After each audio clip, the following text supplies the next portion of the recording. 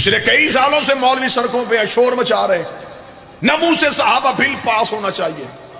میں انتظار کرتا ہوں یہ پیش کریں۔ مجھے بادشاہ حسین کی عزت کی قسم ہے، میری قوم کے نوجوان پریشان نہ ہوا کرو، یہ جس مرضی ہتھ کنڈے کے ساتھ آئیں ہماری حکمت عملی تیار ہے۔ اگر یہ کہیں گے نمو سے صحابہ کے بل پاس ہونا چاہیے تو سب سے پہلے ہم شیعہ دستخط کر دیں گے۔ ہم قرآن کے حاشیے میں تمہیں لکھ کے دیتے ہیں کہ جو صحابی کی توہین کرے گا اسے کافر کہا جائے گا، جو صحابی کی توہین کرے گا اسے پھانسی دی جائے گی۔ پھر ہم تجھ سے سوال کریں گے، اب بتا تو علی کو صحابی مانتا ہے کہ نہیں مانتا؟